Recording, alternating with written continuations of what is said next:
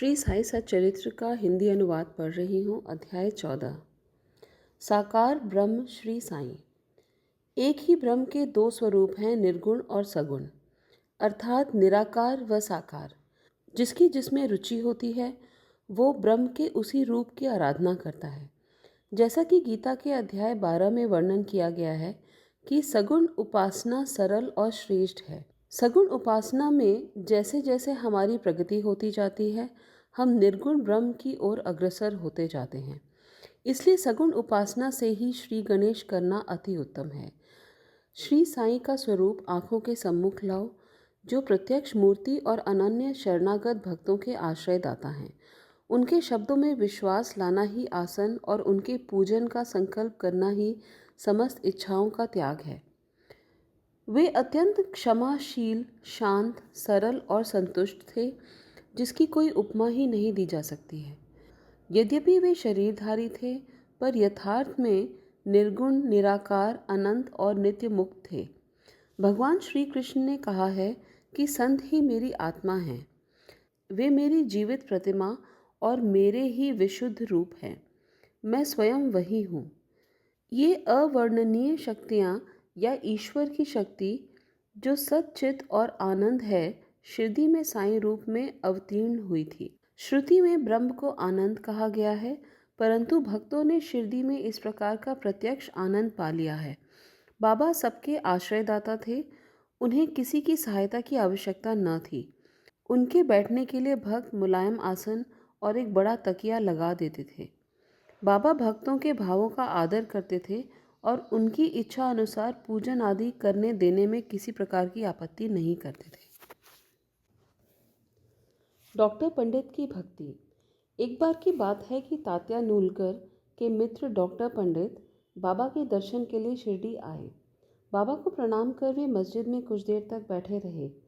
बाबा ने उन्हें श्री दादा भट्ट केलकर के पास भेज दिया, जहाँ पर उनकी अच्छी आवभगत हुई। फिर दादा भट्ट और डॉक्टर पंडित पूजनार्थ मस्जिद पहुँचे। दादा भट्ट ने बाबा का पूजन किया। बाबा का पूजन तो प्रायः सभी किया करते थे, परंतु अभी तक उनके शुभ मस्तक पर चंदन लगाने का किसी ने भी साहस नहीं किया था। केवल एक मालसापति ही उनके गले पर चंदन लगाया करते थे। डॉक्टर पंडित ने पूजा की थाली में से चंदन लेकर बाबा के मस्तक पर लगाया। लोगों ने महान आश्चर्य से देखा कि बाबा ने एक शब्द भी नहीं कहा। संध्या समय दादा भट्ट ने बाबा से पूछा कि क्या कारण है कि आप दूसरों को तो मस्तक पर चंदन लगाने नहीं देते, परंतु डॉक्टर पंडित को आपने कुछ भी नहीं कहा। बाबा बोले कि डॉक्टर पंडित ने मुझे अपने गुरु श्री रघुनाथ महाराज धोपेश्वर, जो कि काका पुराणिक के नाम से प्रसिद्ध हैं, के ही समान समझा और अपने गुरु को वे जिस प्रकार चंदन लगाते थे उसी भाव से उन्होंने मुझे चंदन लगाया। तब मैं कैसे रोक सकता था? पूछने पर डॉक्टर पंडित ने भी दादा भट्ट से ऐसा ही कहा। यद्यपि बाबा भक्तों की भावना का आदर करते थे, परंतु कभी कभी वे पूजा की थाली फेंक कर रुद्र रूप भी धारण कर लेते थे, मतलब नाराज हो जाते थे। तब उनके समीप जाने का साहस किसी को भी नहीं होता था।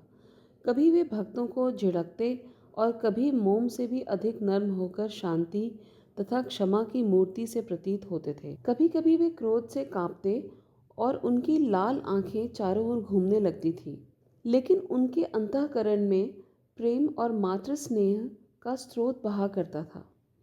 वे भक्तों को बुलाकर कहा करते थे कि उन्हें तो पता भी नहीं है कि वो कब उन पर क्रोधित हुए। वे तो भक्तों के समीप ही रहते हैं और जब भक्त उन्हें पुकारते हैं तो वे तुरंत ही उपस्थित हो जाते हैं। हाजी सिद्दीक फाल्के की कथा। कल्याण निवासी एक यवन जिनका नाम सिद्दीक फाल्के था, मक्का शरीफ के हज करने के बाद शिरडी आए। वे चावड़ी में उत्तर की ओर रहने लगे और मस्जिद के सामने खुले आंगन में बैठा करते थे। बाबा ने उन्हें 9 माह तक मस्जिद में प्रवेश करने की आज्ञा नहीं दी और न ही मस्जिद की सीढ़ी चढ़ने दी। फाल्के बहुत निराश हुए और कुछ निर्णय न कर सके कि क्या किया जाए। लोगों ने उन्हें सलाह दी कि शमा श्री साईं बाबा के अंतरंग भक्त हैं, तुम उनके ही द्वारा बाबा के पास पहुंचने का प्रयत्न करो। ये विचार उचित प्रतीत हुआ और उन्होंने शमा से सहायता की प्रार्थना की। शमा ने भी आश्वासन दे दिया और अवसर पाकर वे बाबा से इस प्रकार बोली, बाबा, आप उस बूढ़े हाजी को मस्जिद में क्यों नहीं आने देते? अनेक भक्त स्वेच्छापूर्वक आपके दर्शन के लिए आया जाया करते हैं। कम से कम एक बार तो उन्हें आशीष दे दो। बाबा बोले, शमा, तुम अभी नादान हो। यदि फ़कीर नहीं आने देता तो मैं क्या करूं? फ़कीर का यहाँ मतलब है अल्लाह से। यदि अल्लाह नहीं आने देता तो मैं क्या करूं? उनकी कृपा के बिना कोई भी मस्जिद की सीढ़ियाँ नहीं चढ़ सकता। अच्छा, तुम उनसे पूछ के आओ कि क्या वे 12वीं कुएं की निचली पगडंडी पर आने को राज़ी हैं। शमा उनसे स्वीकारात्मक उत्तर लेकर बाबा के पास वापस पहुंचे। फिर बाबा ने पुनः शमा से कहा कि उनसे फिर पूछो कि क्या वो मुझे 4 किश्तों में 40,000 रुपये देने को तैयार हैं। फिर शमा उत्तर लेकर लौटे कि आप कहें तो मैं 40 लाख रुपए देने को तैयार हूँ। फिर बाबा ने शमा से कहा कि उनसे कहो कि मैं मस्जिद में एक बकरा हलाल करने वाला हूँ। उससे पूछो उसे क्या पसंद होगा, बकरे का मांस, नाद या अंडकोश। शमा ने ये बात उनसे बोली और फिर उत्तर लेकर बाबा के पास लौटे। यदि बाबा के भोजन पात्र में से एक ग्रास भी मिल जाए तो हाजी अपने को सौभाग्यशाली समझेगा। उत्तर पाकर बाबा उत्तेजित हो गए और उन्होंने अपने हाथ से मिट्टी का बर्तन उठाकर फेंक दिया और अपनी कफनी उठाए हुए सीधे हाजी के पास पहुंचे। वो उनसे कहने लगे, व्यर्थ ही नमाज क्यों पढ़ते हो? अपनी श्रेष्ठता का प्रदर्शन करते हो? ये वृद्ध हाजियों के समान वेशभूषा तुमने क्यों धारण कर रखी है? तुम कुरान शरीफ का इस प्रकार पठन करते हो? तुम्हें अपने हज का अभिमान हो गया है, परंतु तुम मुझे नहीं जानते। इस प्रकार डांट सुनकर हाजी घबरा गए। बाबा मस्जिद लौट आए और कुछ आमों की टोकरियां खरीदकर हाजी के पास भेज दी। वे स्वयं भी हाजी के पास गए और अपने पास से 55 रुपये निकाल के हाजी को दे दिए। इसके बाद से ही बाबा हाजी से प्रेम करने लगे तथा अपने साथ भोजन करने को बुलाने लगे। अब हाजी अपनी इच्छा अनुसार मस्जिद में आने जाने लगे। संकट मोचक श्री साईं। एक दिन संध्या समय शिरडी में घने और काले बादल छाए हुए थे। पवन झकोर रहा था, बादल गरज रहे थे और बिजली चमक रही थी। मूसलाधार वर्षा शुरू हो गई। जिधर देखो उधर ही पानी। सब पशु पक्षी और शिरडीवासी अधिक भयभीत होकर मस्जिद में एकत्रित हुए। शिरडी में देवियां तो अनेकों हैं, परंतु उस दिन सहायता के लिए कोई भी न आई। इसलिए सभी ने बाबा से, जो भक्ति के ही भूखे थे, संकट निवारण की प्रार्थना की। बाबा को भी दया आ गई और वे बाहर निकल आए। मस्जिद के समीप खड़े होकर उन्होंने बादलों की ओर देखते हुए गरज कर कहा, बस शांत हो जाओ। कुछ समय के बाद ही वर्षा का जोर कम हो गया और पवन धीमी पड़ गई और आंधी भी शांत हो गई। आकाश में चंद्रदेव उदित हो गए। तब सब लोग अति प्रसन्न होकर अपने अपने घर लौट आए।